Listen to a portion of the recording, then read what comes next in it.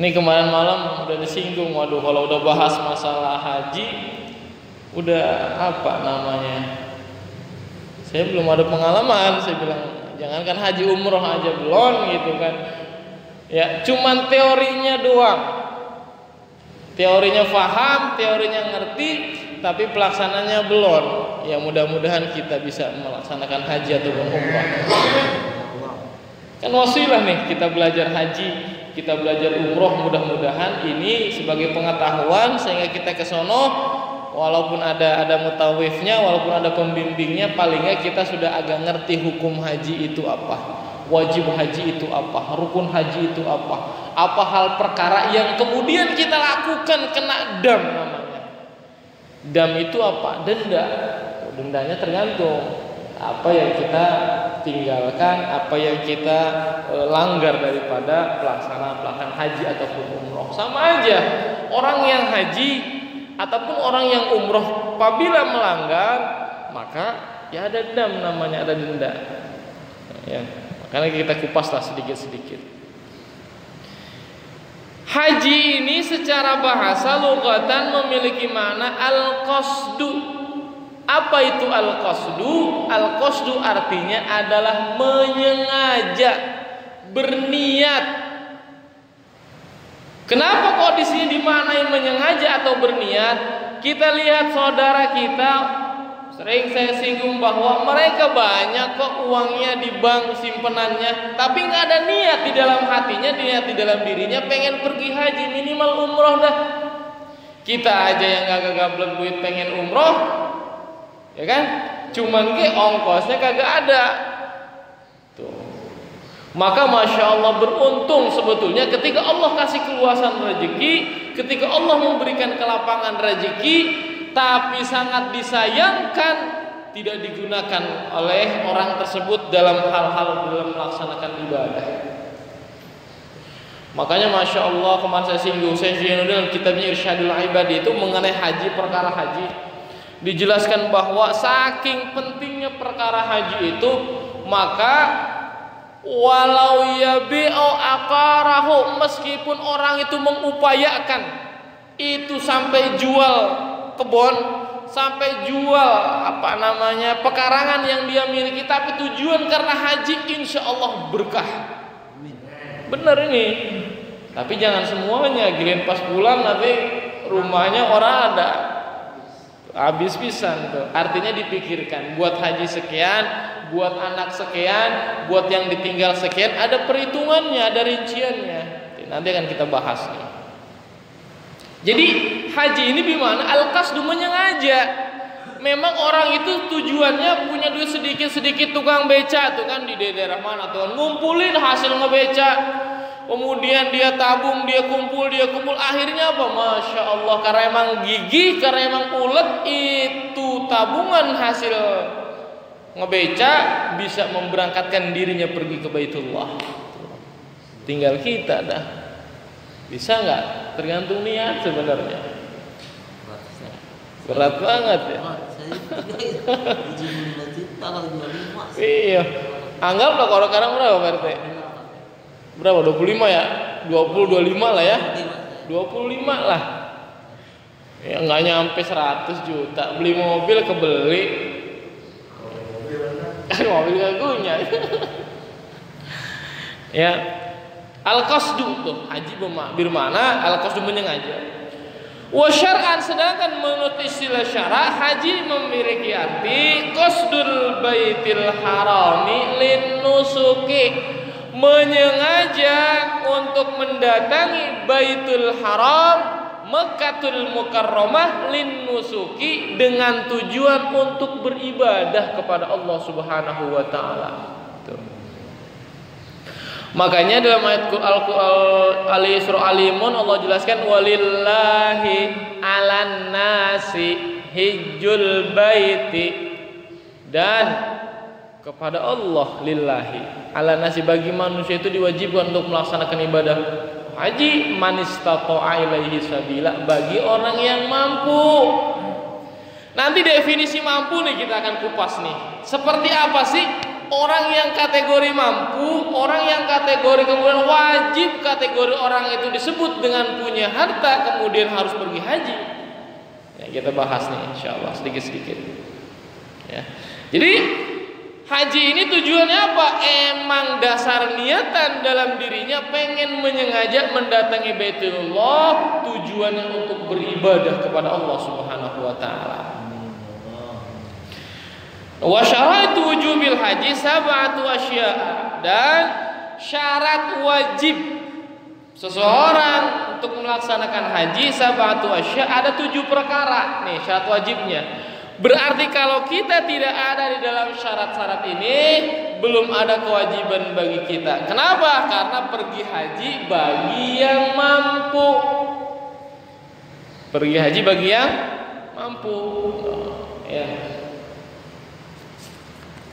Makanya kemarin dijelaskan bahwa menurut Syekh Zainuddin itu bahwa orang yang mampu bisa nih punya ongkos kira-kira buat haji, tapi nggak pergi haji summa mata, kemudian mati itu orang, meninggal, hartanya rezekinya banyak, tabungannya banyak, mati belum sempat haji, nggak ada niatan sama sekali haji, wa huwa mata nifaqon, maka orang tersebut mati dalam kondisi nifak dan kondisi fasik. Masya Allah. Kenapa disebut fasik? Tidak mengendahi, tidak menuruti, tidak melaksanakan perintah Allah Subhanahu wa taala, padahal orang tersebut kondisinya mampu. Apa 7 perkara yang mewajibkan kita untuk pergi haji? Yang pertama adalah al-islamu. Kondisinya harus beragama Islam. Ini syarat mutlak. Semua ibadah-ibadah dalam Islam berarti agamanya harus muslim. Satu muslim. Wal bulugu, kemudian yang kedua sudah balik. Wal aqlu, yang ketiga orangnya berakal, waras, sehat. Wal hurriyatu, yang keempat adalah merdeka. Fala yajibul hajju alal muttasifi bi ghaddi dzalika, maka tidak wajib hukumnya apabila ada salah seorang di antara kita punya sifat-sifat kebalikan dari tadi. Dia agamanya non-Islam, walaupun balik, walaupun berakal, walaupun merdeka, tapi bukan muslim. Gak ada kewajiban kayak apapun percuma orang gak muslim. Dia muslim tapi belum balik, akal udah ada, merdeka pula tapi belum balik, wajib nggak? Nggak wajib bagi orang tersebut untuk melaksanakan haji. Kenapa? Orang belum balik. Tapi bagaimana Ustaz apabila ada orang kaya, bapaknya, emaknya ngajak nih bocah untuk pergi haji, sedangkan usianya belum balik, boleh nggak? Boleh. Sah nggak hajinya? Sah. Kenapa? Karena ini adalah ibadah dan kemudian kondisinya memang tidak wajib tapi diperbolehkan bagi mereka yang belum balik. Kadangkala ada anak SD diajak umroh, boleh nggak? Boleh kalau punya duit. Anak SD belum balik, usia 10 tahun misal, diajak sama bapak emaknya pergi umroh, boleh nggak? Nggak ada masalah, silahkan umroh mah. Bahkan haji juga nggak ada masalah. Kenapa? Karena memang diperbolehkan walaupun belum ada kewajiban bagi anak tersebut untuk melaksanakan ibadah haji.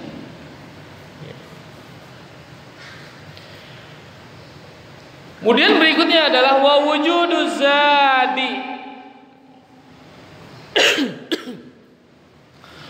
Wa wujuduz zadi yaitu adanya bekal. Kita punya bekal nih. Wa awayatihi, dan juga selain bekal juga ada kantong, ada tempat untuk bekal. Ya kalau sederhananya sih, kalau kita bekalnya sekarang pakai duit berarti ada dompet. Makanya kantong-kantong itu sekarang KBIH, ya, kelompok bimbingan ibadah haji itu, tempat-tempat orang haji itu kadang-kala ngasih nyediain koper, bener nggak? Mau haji mau umroh bener nggak berarti? Dikasih koper kenapa? Karena memang itu kasih tempat sarana untuk membawa bekal kita.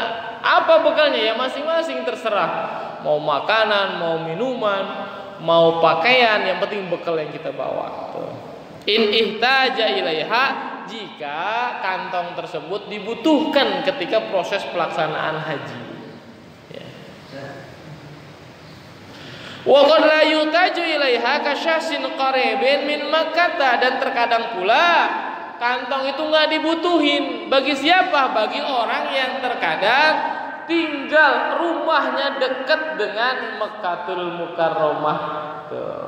Jadi karena rumahnya dekat dengan dengan Ka'bah, dengan Baitullah, maka nggak usah bawa kantong dah. Gak ada masalah. Kita juga dari sini nggak usah bawa kantong, orang duitnya banyak, misal nggak bawa koper, misal umpama, boleh nggak ada masalah. Bawa gesek-gesek aja gitu kan, ATM misal, atau bawa uangnya taruh di dompet, ya masalah ya. Wa ishtaratu aidan wujudul ma'i fil mawadhi'il mu'tadi hamlul ma'i minha bi thamanil misli.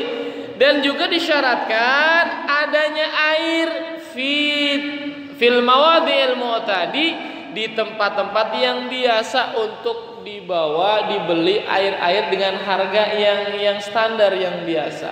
Kalau dulu kenapa kok ini disebut salah satu syarat adanya air? Dulu mah orang pergi hajinya naik kuda, naik onta gitu kan. Perjalanannya dari sana ke mana ya? Ke Arab sana. Dari luar Arab itu naiknya naik onta. Makanya di sini harus ada air. Kalau kita dulu, masya Allah, cerita engkong-engkong kita, kalau pergi haji itu nggak sebulan, 2 bulan, 3 bulan, paling cepat 6-7 bulan naik kapal layar.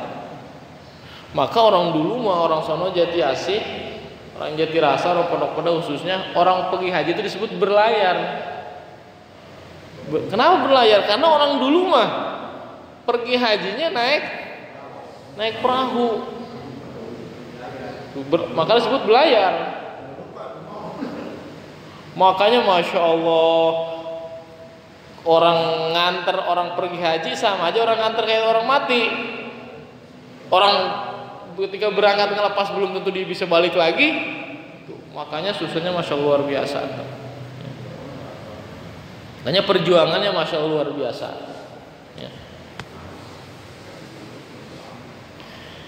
Kemudian masuk ke dalam bekal juga wujudur rahilati, adanya kendaraan. Tuh kendaraan. Kalau sekarang mau udah canggih dah, naik pesawat bring gitu kan. 8 jam kurang lebih perjalanan. Benar enggak ya 8 jam ya? Ada yang transit dulu di Singapura, di Malaysia, ada yang langsung gitu kan, tergantung apa yang pesawat yang kita tumpangi gitu. Adanya kendaraan allati tasluhu li mislihi bi syira'in wastajarin, baik itu kendaraan karena kita beli sendiri ataupun karena nyewa. Ya kalau kita sekarang mah dari Indonesia khususnya nggak ada yang beli. Masa ya diantara kita mau pergi haji beli pesawat dulu, waduh bangkrut. Ya, makanya sekarang istijar, istilah nyewa kita tuh. Ada istilah makanya bayar ongkos tuh. Adanya ongkos tadi ya.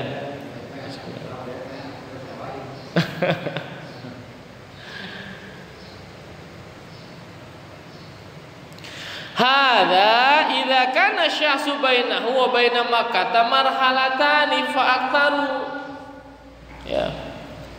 Ini berlaku baik beli ataupun nyewa, ini berlaku untuk seseorang antara rumahnya dengan Makkatul Mukarramah, perjalanan itu jauh, marhalata ini kurang lebih memakan waktu 2 hari perjalanan. Fa aktsaru ataupun lebih kalau kondisi jalan. Karena mah nggak ada jalan, jarang, kecuali orang penduduk Mekah sendiri. Ya, jadi kita naik pesawat, tuh enak. Ya. Baik itu dia mampu untuk berjalan ataupun tidak, nggak ada masalah ya. Maka di sini fa in kana bainahu wa baina Makkah duna marhalatain wa huwa qawiyyun 'alal masyi lazimahul hajju bila rahilatin. Maka kalau sekiranya rumah dia, tempat tinggal orang yang mau haji ini, antara rumah dia dengan Mekah itu jaraknya kurang dari perjalanan 2 hari, maka dijelaskan di sini lazimahul hajju bila rahilatin, disanjurkan orang tersebut naik haji, pergi hajinya dengan tidak memakai kendaraan alias jalan kaki. Kalau dekat, kita makan jauh, maka naik pesawat dah kalau kita mah ya. Ya. Ada tuh salah satu sahabat lah dari Baghdad, dari Irak, bayangin Pak, gendong emaknya pergi haji. Emaknya digendong pergi haji.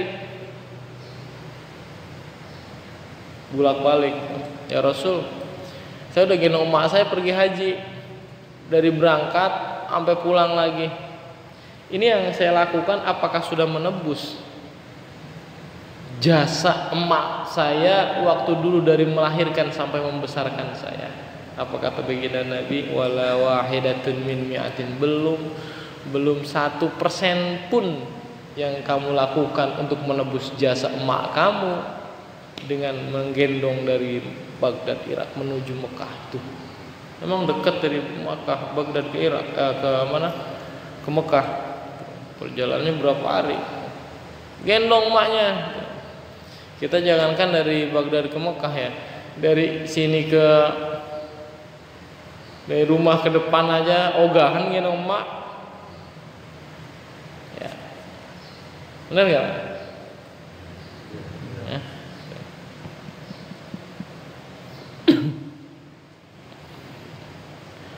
Wa yushtaratu qawnu ma dzukira fadilan an dainihi wa an mu'nati man alaihi mu'natuhu muddata dhihabihi wa iyabihi. Nih, termasuk kategori adanya bekal itu adalah bukan berarti kita punya ongkos doang. Nih, kita punya ongkos, katakanlah haji misal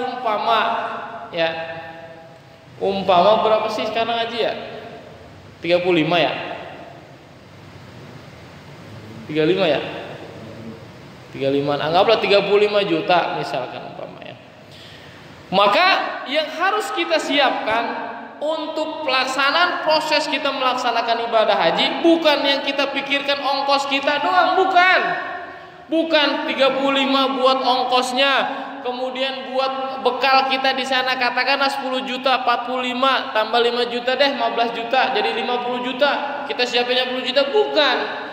Tapi yang dimaksud termasuk bekal adalah wa yushtaratu kaunu ma dzukira fadilan, harus lebih dari apa? Anda ini kalau kita punya hutang harus dibayar dulu tuh hutangnya tuh.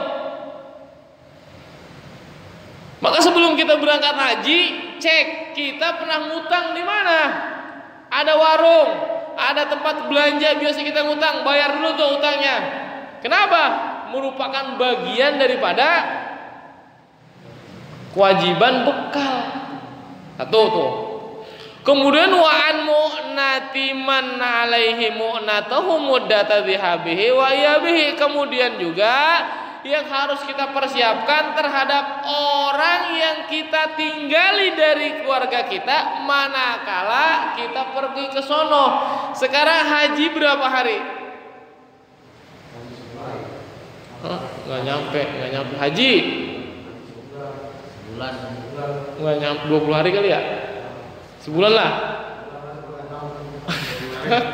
Orang belum ada pengalaman haji sini ya? Hah? Sebulan ya? Makanya bingung kita, sebulan apa berapa hari, orang belum ada yang pergi haji.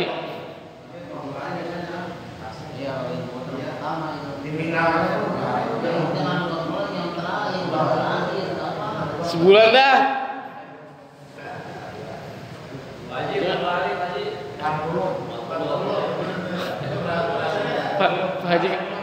Pak Haji Kamur loh.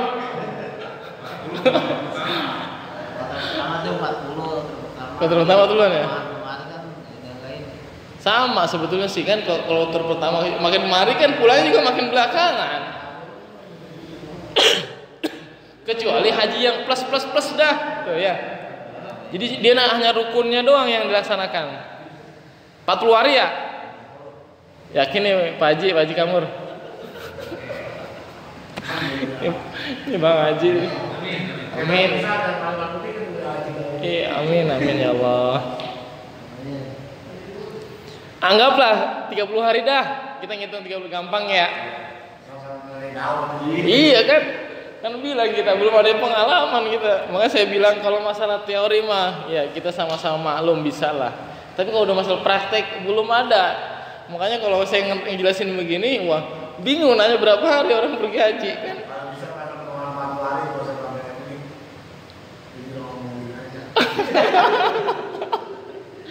Orang nggak ada yang apal ya.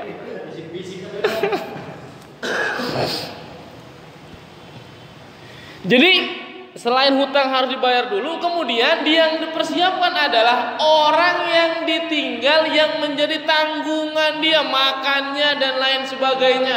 Kalau dia ada sekolah, bayaran sekolahnya tuh dipikirin tuh. Jadi kita ongkos 35 juta sama buat jajan 15 juta 50 juta bukan hanya buat ongkos kita sama jajan kita doang, bukan. Tapi cek kita punya hutang, lunasi bayari hutang kita. Kemudian kita punya orang tua, kita punya tanggungan anak kita, istri kita kalau kita pergi haji, maka itu anak istri kita ditinggal berapa? Kalau sehari uang makan umpama 100.000, tinggal kali 30 hari. 3 juta minimal loh harus. Nah ini termasuk kategori bekal,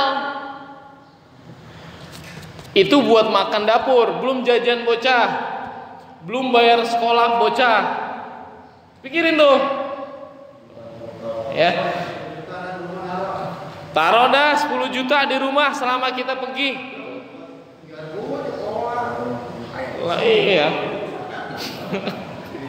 Ya. Jadi harus lebih.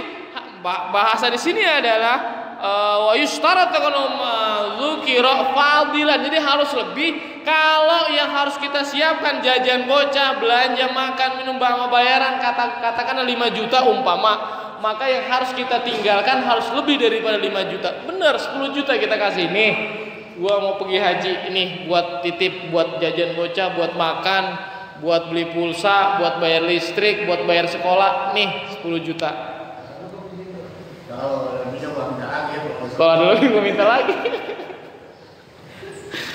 Kalau lebih minta lagi ya. Jadi dikasih tuh. Ini merupakan bagian daripada bekal.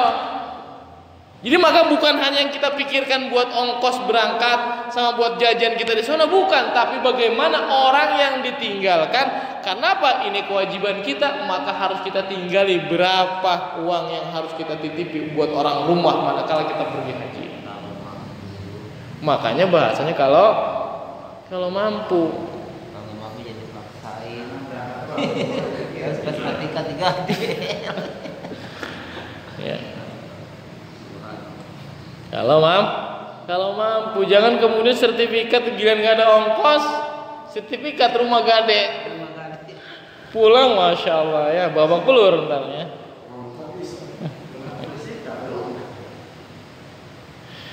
Bahkan bukan hanya makanan yang harus dipersiapkan, wa fadilan aydon an maskanihil laik, juga harus lebih daripada apa? Tempat tinggal yang layak. Tuh makanya saya sebut tadi buat bayar listrik, buat beli perlengkapan ngepel, buat beli perlengkapan apa, nyuci dan lain sebagainya tuh. Pikirin tuh. Semuanya ya.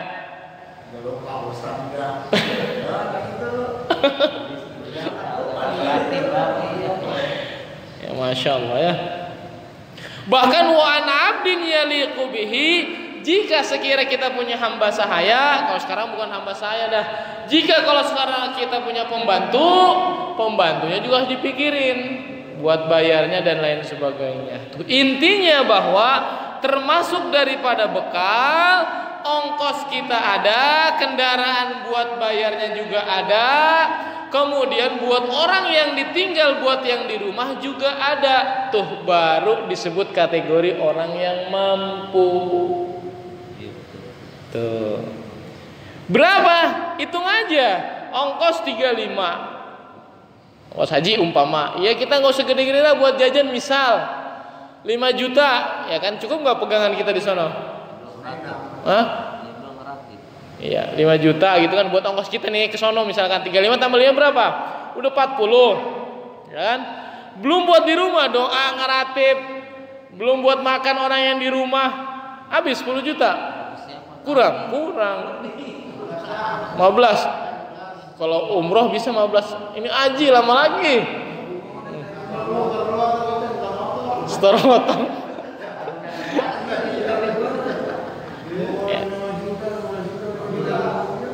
20 dah gitu kan, 20 misalkan umpama gitu kan, udah tinggal ngecek dah, tinggal ngitung, udah kebayang tuh berapa yang harus kita siapkan.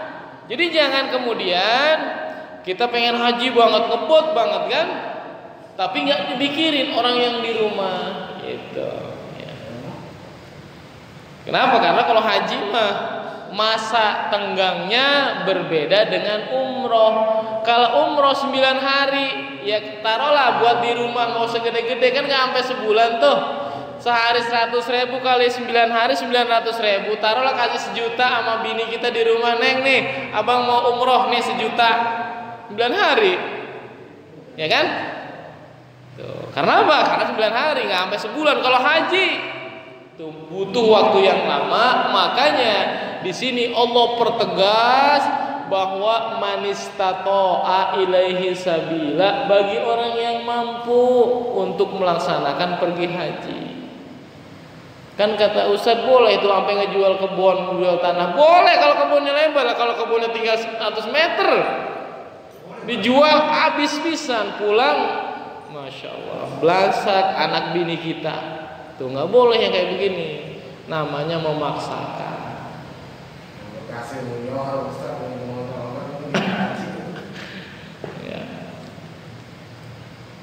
Ya, jadi yang termasuk kategori mampu semua dilingkupi. Jadi baik ongkosnya, baik kemudian bekal kita selama di sana, baik kemudian orang yang ditinggal di rumah. Karena apa? Karena baca ratib, baca doa, kemudian buat makan sehari-hari bini anak kita, buat sekolah, jajannya, bayar listrik dan lain sebagainya dipersiapkan untuk ketika ditinggal manakala melaksanakan ibadah haji, baru masuk kategori orang yang mampu. Wa tahliyatut thariq, dan proses perjalanannya selama ibadah haji termasuk syarat adalah aman perjalanannya, tidak ada huru-hara, tidak ada keributan dan lain sebagainya. Ya, jadi aman. Dhanna bihasabi ma yaliku bikulli makanin, jadi menyangka dikira-kira oh ketika perjalanan kita aman nih gitu. Kalau kayak kasus sekarang misal lagi kondisi rame nih, musibah, bencana, virus corona itu kan. Untungnya bukan di Mekah. Coba kalau di Mekah ditutup perjalanan. Makanya begitu kemudian kita kalau ke sana terjangkit kena virus, menjadikan kita itu kena terjangkit virus kemudian sampai mati dan lain sebagainya, ini yang tidak diperbolehkan dan itu tidak mendapat kategori syarat daripada wajib haji. Kenapa? Kondisinya lagi tempat yang kita tuju lagi ada madarat, lagi ada virus dan lain sebagainya. Alhamdulillah nggak ada masalah di Arab Saudi, lancar-lancar aja, jadi aman. Makanya di sini falau lam ya'mani syahsu ala nafsihi aw malihi aw budhihi lam yajib alaihil hajju. Maka sekiranya tidak aman nih diri kita, baik jiwa kita nih, kalau kita kesana terjangkit virus, kalau kesana kemudian kita langsung mati karena kena virus, maka tidak ada kewajiban bagi kita untuk melaksanakan ibadah haji. Au malihi, atau harta kita begitu nyampe sana banyak perompak, banyak begal, ditangkap kita, disita apa namanya, ditawan gitu kan, harta benda kita diambil tuh. Kalau nggak aman seperti itu maka tidak ada kewajiban kita untuk melaksanakan ibadah haji juga. Tuh, ya. Dan kemudian yang ketujuh adalah wa imkanul masir, yaitu bisa memungkinkan untuk melakukan bepergian. Sehat badan kita, jasmani kita kuat. Ya, kalau kita udah nggak kuat jalan, kayaknya lemas-lemas, badan udah pada rontok karena udah uzur, udah usianya lanjut, udah tua, maka tidak ada kewajiban karena udah tua. Mampunya kita punya uangnya nih habis tua nih, udah rentak begini gitu, bagaimana? Maka karena kondisi kita mampunya habis tua, ya nggak memungkinkan, la yumkinul masir, tidak memungkinkan untuk bepergian, maka tidak ada kewajiban baginya untuk melaksanakan ibadah haji tersebut. Makanya di sini dijelaskan al-imkanu ayyabqa minaz zaman ba'da wujudi zadi warrahilati, itu memungkinkan ketika seseorang itu punya bekal. Setelah adanya bekal, setelah punya duit, setelah punya uang, kemudian memungkinkan kendaraannya ada, tapi kondisinya kita la yumkinul masir, tidak memungkinkan buat pergi, maka ini juga tidak masuk kategori orang yang wajib, karena kondisi badannya sudah lumpuh, kondisi badannya sudah stroke misalkan umpama, maka tidak ada kewajiban. Tuh, ya, untuk melakukan bepergian haji. Kenapa? Ya karena lil daruri, karena adanya darurat tadi, karena adanya madharat. Tuh, ya lam yalzimul hajju lil daruri, karena tidak ada kewajiban haji karena kondisinya kita madharat. Tuh, jadi begitu. Makanya Masya Allah, sebetulnya surah Al-Imran itu Allah ngancem banget ya, dalam arti begini, walillahi ala nasi hijjul baiti man istata'a ilaihi sabila wa man kafara. Nih, dia mampu nih, dia bisa pergi haji, wa man kafara, tapi dia ingkar, dia kufur, nggak mau pergi haji. Wallahu ghaniyun 'anil 'amalin, Allah itu nggak butuh dengan harta kita. Tuh, makanya hati-hati itu, ya, hati-hati Masya Allah, ya. Ketika kita punya harta lebih, mampu untuk pergi haji, ya paling nggak bisa umroh, kemudian nggak pergi, Masya Allah, nanti meninggal dalam kondisi fasik, dalam kondisi nifaq. Ya, hati-hati. Makanya Allah Ta'ala manakala menghisab kita, ngecek kondisi kita, masalah harta tuh ditanya tentang perkara dua hal, min aina ila aina, kamu ini dapetin harta ini dari mana? Setelah dapat harta, ila aina, dikemanain harta nih? Ketika kita punya harta, kemudian kita umrohin, kita hajiin, itu ya Allah tuh, aku udah belanjain buat haji, buat umroh. Jadi kita ada kebanggaan, ada jawaban bahwa salah satu harta kita untuk melaksanakan ibadah haji dan umroh. Bisa nggak? Kalau kita niat, insya Allah bisa.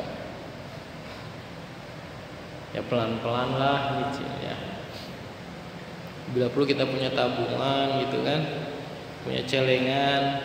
Nih hasil apa nih yang rezeki yang halal, kita taruh 10.000 gitu kan. Kalau sehari 10.000, setahun berapa? Banyak. 3.600.000 ya. Sehari 10.000, kalau udah sebulan 3 juta. 10 bulan. Tapi itu udah sampai sana ya, dibanding seberapa? Enggak apa ya? Iya, maaf ya. Iya, cerita pengalaman, namanya pengalaman. Sekitar tuh 3 orang 75 juta tuh itu berat. Tapi kalau udah sampai sana udah nggak terasa di segitu, Pak Ustaz. Serius bener ya. Terus saya tuh rasanya gitu ya, saya 75 juta kan. Kayaknya berat banget duit. Saya mau maaf ya. Saya gitu 75 juta kan setar ya. Gede banget perasaan ya. Gede gitu ya. Ya kalau kita kumpulin hampir 2 tahunan gitu ya. Tapi kalau udah sampai di sana ya, udah nggak terasa di situ, nggak ada apa-apa ya Pak Ustaz. Kalau saya lihat kalau jamaah dari sana gitu nggak ada apa-apa ya Pak Ustaz. Jadi kalau lagi di bulan nyata gitu ya, gitu. Iya. Pas. Ya makanya mudah-mudahan Allah ngasih kegampangan rezeki kita